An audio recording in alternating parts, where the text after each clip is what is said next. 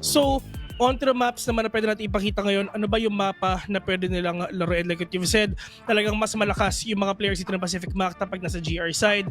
Pero, doon naman sa Black Widow na talagang pwede natin makita na pinik nga dito ng Evo Power. Actually, nanalo din ang Pacific Macta kahapon with that map. Decider map, by the way, is gonna be Mexico. This time around, makikita na natin siya, Messi. Makakas na rin natin siya finally.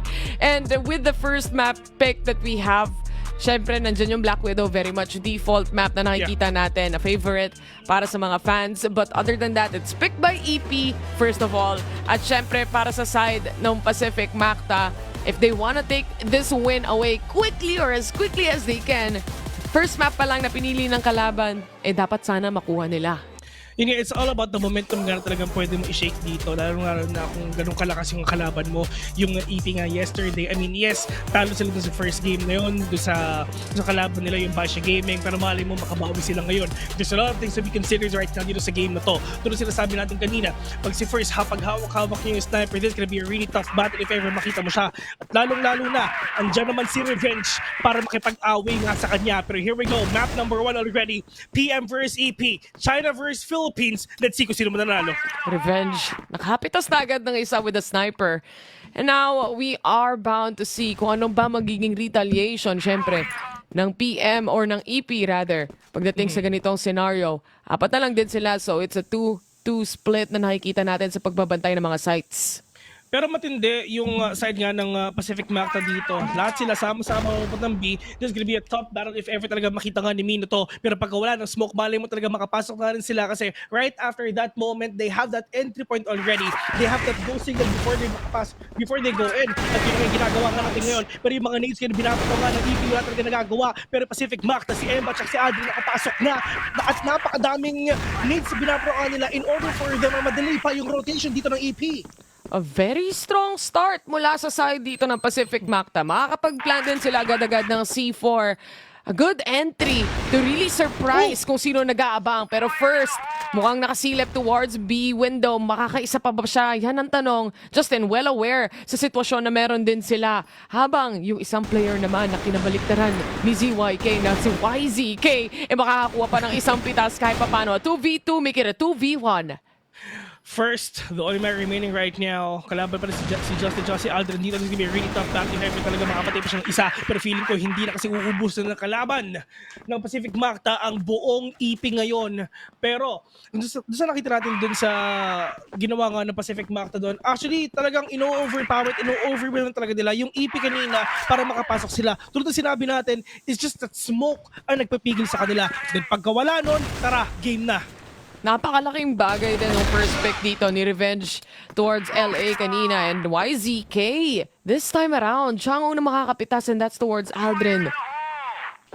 Right now, at least si Aldrin medyo wala na rin dito, yes. Pero meron pa namang apat na natitira nga dito sa side nga ng Pacific Macta. Napakadami pa ng utilities ngayon. Napakadami pang smokes actually. Napakadami pang nades and flashes. So they can actually go in if ever kung gugustuhin nila. Pero yun nga, matindi rin talaga kasi yung smoke play and utility play na ginagawa dito Evolution Power. Making a hard time nga sa Pacific Macta to come in. And the fact na si Aldrin na wala pa, mas may hirapan nga silang pumasok dito. Pero tulad ng sinasabi natin kanina, it's just that smoke again na inaantay lang nila bago sila makapasok. It's the same play na nakita natin mula kanina. Pero importante din yung lurk na ginagawa ni Revenge dito.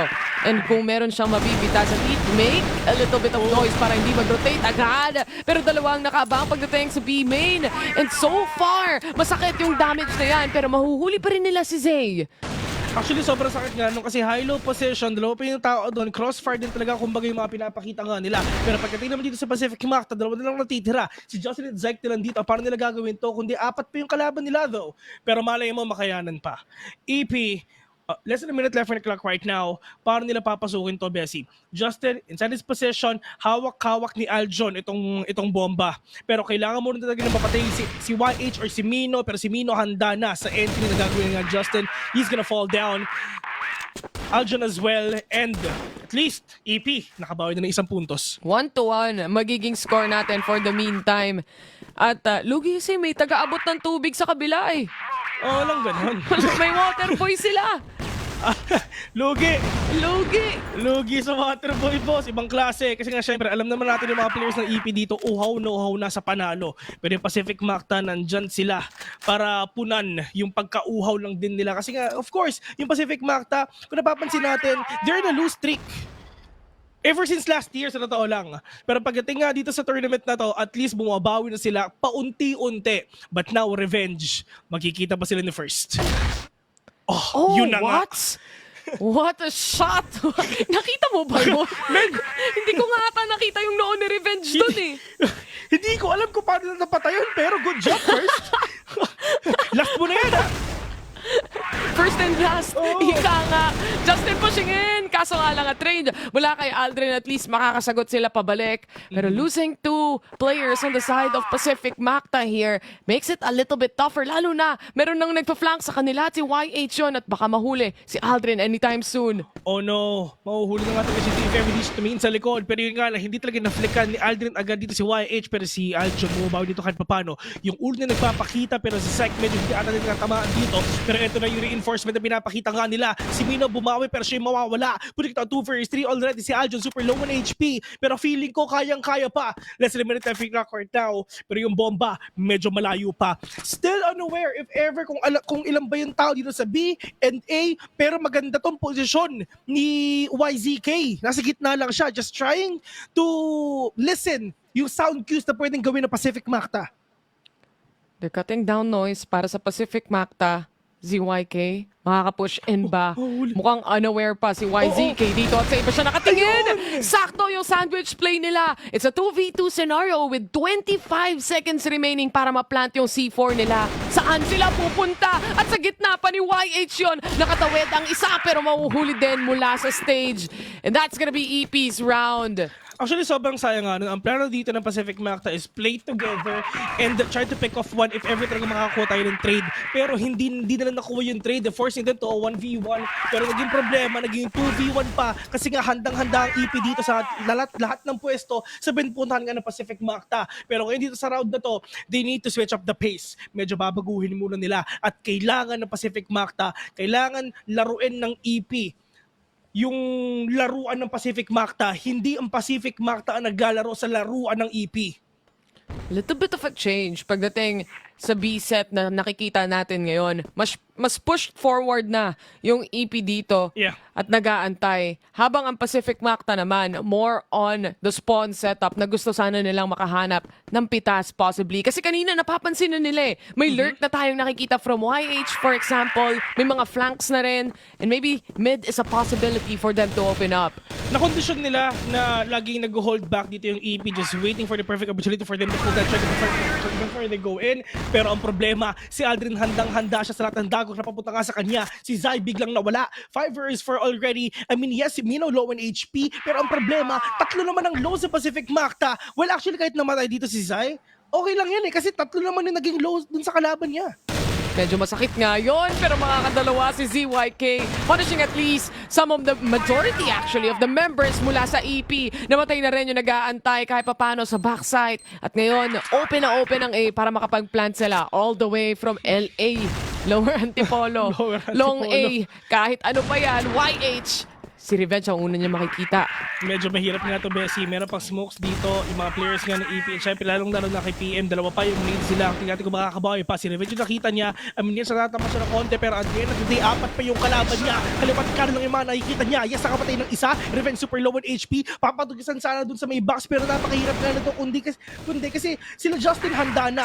Si Empa handa rin siya. If ever pumasok na dito si YH, it's gonna be really difficult for them to pull that off. Pero grabe naman yon. Panalo ang Pacific Macta pero EP ang pinakita. 2-2. At ngayon, tignan natin. Revenge already in possession. Para sa pitas niya, meron ba?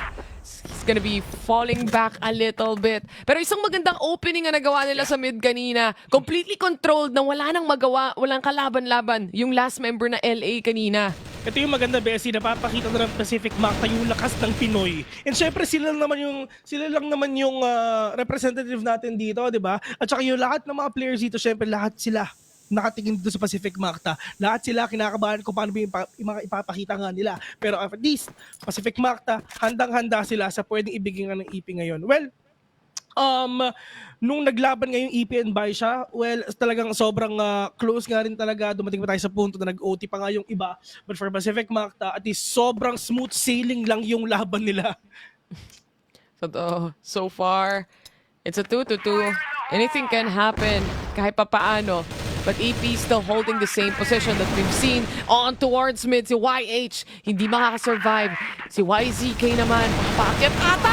The timing is just perfect for a trade and Justin secures the second. And kahit pa paano, nalinis, naligpit nila yung bilong dito. Now they reposition. Split up lahat ng players ng PM so far. Well, actually, in terms of split, talaga medyo malayo pa rin naman talaga sila. If ever makapatay sila ng isa, if ever mapatay sila ng EP though, medyo mahirap na yung trade-off ngayon. Pero importante si Revenge sa kapitas ng isa. Tutok na tutok kay First, mas malakas ako sa'yo, yun sinasabi niya. Pero buti kita 3v1, Mino, the only man remaining, alam ni Revenge yung last scene. Last scene. Nakita ko at yun na nga, tinutukan, pinicturan, pinatay, at yun na nga, lamang na ang Pacific Macta.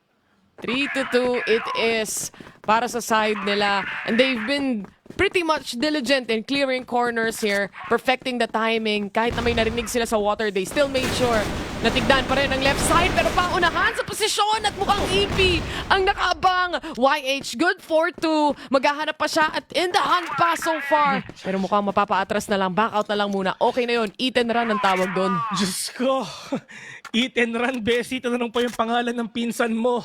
Pero yun na nga, pagdating dito sa EP, nakabawi agad sila nang walang kahirap-hirap. Si Emva at Aljo na nakuha ngayon. Pero finally, ang PM, at least, handa rin sila. I mean, yes, nawala nga yung dalawa, pero itong tatlong natira nga sa Pacific Macta, for sure, they're really ready on what's gonna happen sa mga susunod nilang segundo. All they need to do is play slow, find that perfect opening probably here in A, which is yung nakikita natin ngayon na pwede nila puntahan. But for Revenge, look at that. Sino kaya na makikita, pero missing. First again, pero si First handa rin siya. Dito rin din sa may mid. Oh no, Revenge, is he gonna hit or not? Probably hindi na. Doon siya sa mas safer side kumbaga, but now spray and pray at ang Pinas ang mananalo doon. Mino, wala ka muna para sa panahon na to. YH, medyo maganda rin ang kanyang posisyon.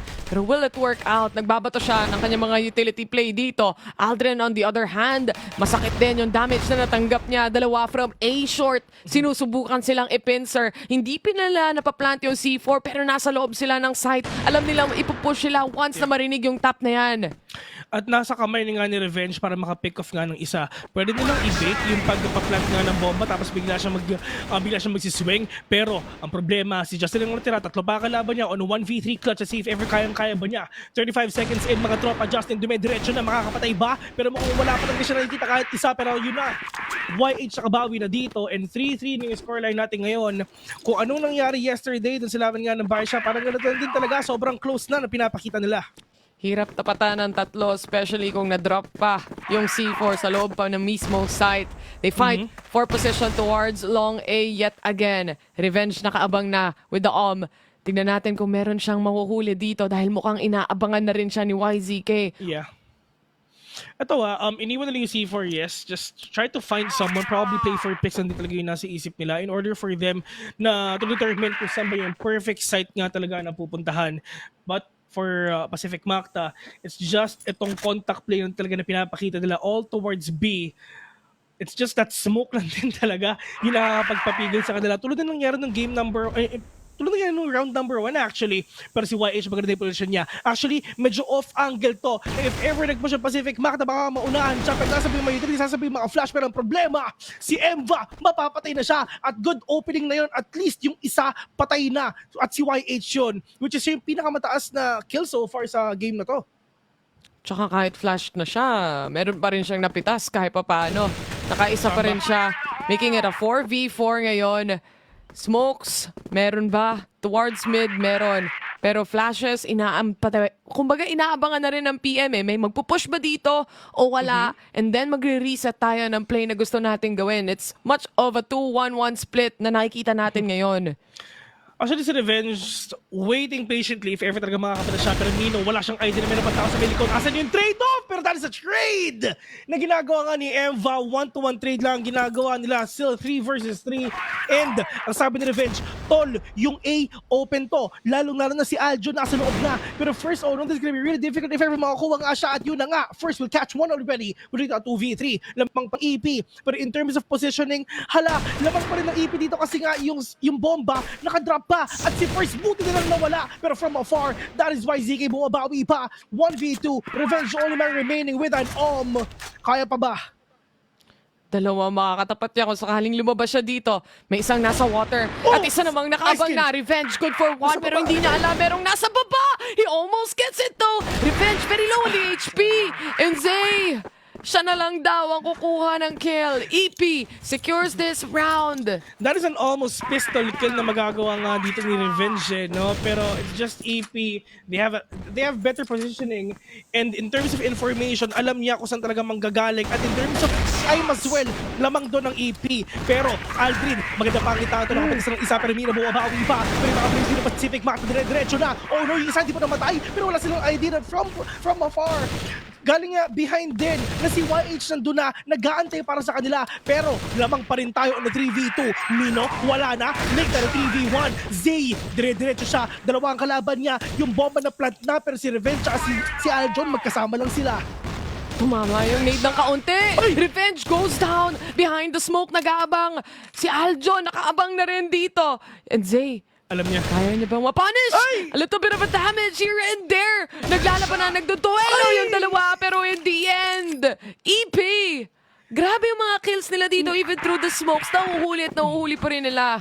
That is a 1v2 clutch that EP did. Sobrang sayang nga nun. Well, alam din ng EP kung nasa si Aljon eh.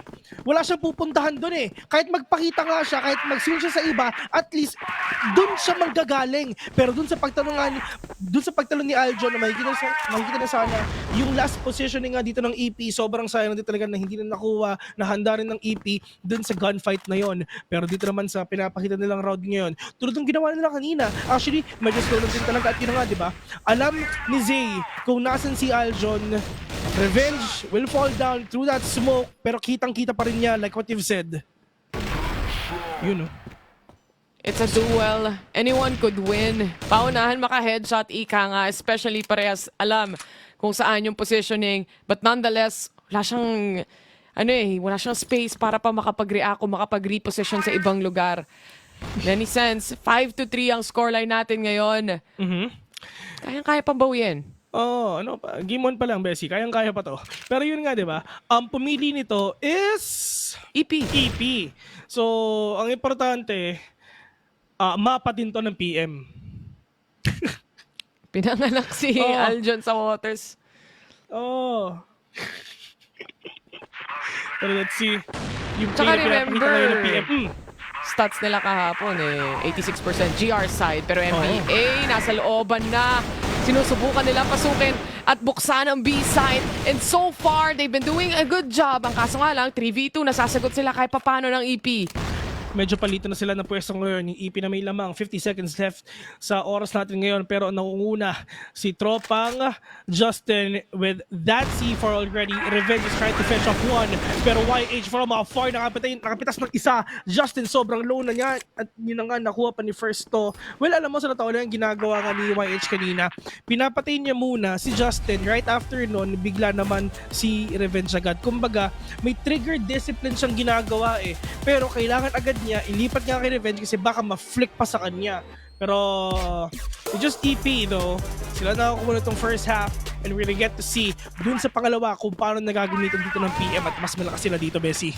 Ooh, first. Literal na first shot, first kill ang makikita natin mula sa EP side.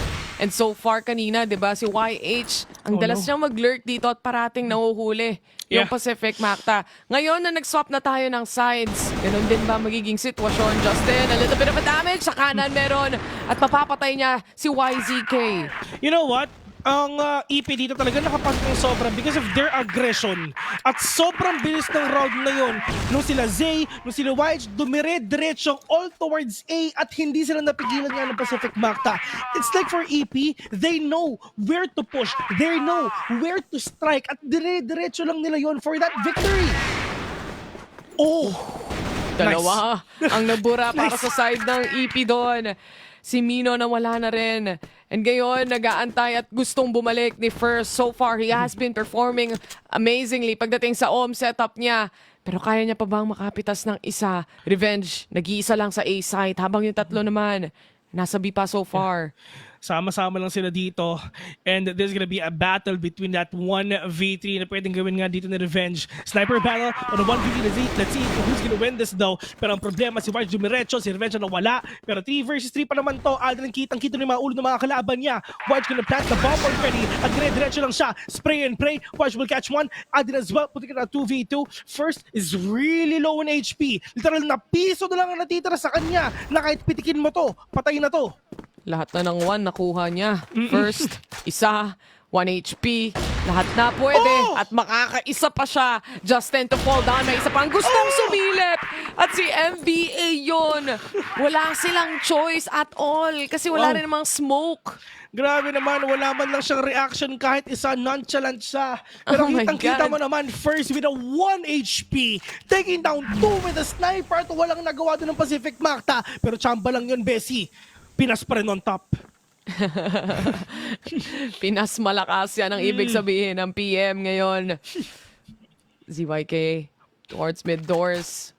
Pakita muna tayo replay habang nagsistart. Bes, ayoko. Masyado masakit yung ginagawa nga ni First eh, no? Oh! Aray ko mo. Open plant din kasi. So wala ka talagang choice Yeah. pagdating sa positioning unless you have a smoke. But unfortunately, walang ganun na nakita, walang ganun na nangyari. Pero tingnan natin kung makakabawi na dito ng Pacific Macta. They're really stuck sa tres, mga tol. Revenge. Let's see. Oh, missing that shot again onto YH. Pero mali mo makabawi nga mamaya siya pa inatamaan nga ng bala. Pero in terms of utilities, kailangan mo na magbato nga yung utilities para mapigilan mo na yung pag-push nila. Pero Zay! Oh no!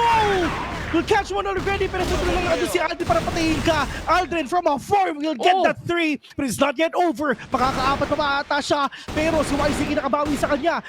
YZK mag-isa. 1v1 ang ipinapakita natin ngayon. Emva, mapipigilan ba niya? They're both super low on HP at buti na lang talaga. Nahuli siya ni Emva. 8-4 already.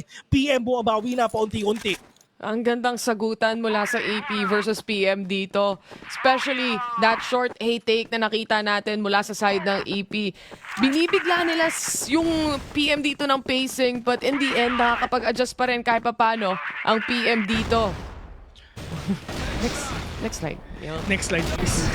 Gusto na nanalo tayo. Tsaka ang ganda ng salo ni Aldrin eh. That triple kill definitely saved the round for them. That's true. At hindi rin na talaga nakapag-react yung EP dun sa ginagawa nga ni Aldrin. Pero dito naman sa round na to, ito na ang pagbago ng api ng Pacific Macta, mga tropa, tandaan nyo. Yung mga Filipino superstar, talaga nabubugbog sa una yan. So ang PM, makabugbog muna sila sa una, tapos makakabawi sila mamay, at yun yung nasa isip nila, yun yung mga plano nilang gawin ngayon. Pero tulad ng ginagawa nga ng Pacific Macta, talaga utility play muna pinapakita nga nila. Si YH tsaka patay din ng isa, Eva biglang nawala, pero nasa ba yung iba, si Justin natamaan nga ng bala, at si YH tsaka dalawa na. Pero YH dire-diretso siya, pero Adrian nakabawi nga sa kanya. Pero kumita 3 versus 4 already. Ang Pacific Macta nagre-regroup lang. Pero si First, Diyos ko, nakapatay na naman ng isa. Adrian getting all the attacks na ginagawa ng mga kalaban niya. Yung bomb pa hindi pa napaplant, pero Revenge mo bawi pa on a 1v2. At sana manalo siya dito sa clutch na to. It is gonna be indeed a revenge kung sakasakali man a clear shot mula kay First. Hindi man na nga tumama tumama. yung pero yung pistol tatama at tatama. Oh, dala si Aljon, galit na. Kaya galit na si Aljon. Oh, Game face na to. Mapa Ayan na, naman galit kasi na. nila to, 'di ba? EP pumili, so comfortability nila nandito. Yeah. Oof. Nakakatakot si Kinakabahan ako. First. Kaya nga sinasabi, nung una pa lang, Bessie, si First tsaka si YH, sila talaga yung nag-perform din yesterday. And hanggang ngayon, Diyos ko, mainit pa rin sila sa gatilyo. Mainit man. Warm up, kumbaga, para sa atin. Siyempre dito sa first game na nakikita natin. First, half HP kahit pa paano. A good damage, a good chunk of damage. Pero andito pa rin yung OM setup eh. Medyo uncomfortable pa rin para sa side ng PM na nabuhay pa rin dito si First. Pero pagsilip ni Aldrin, dalawa makikita niya at maunahan pa rin siya. It's a 4v5. Uy, may facecam na. Wow, Kompleto.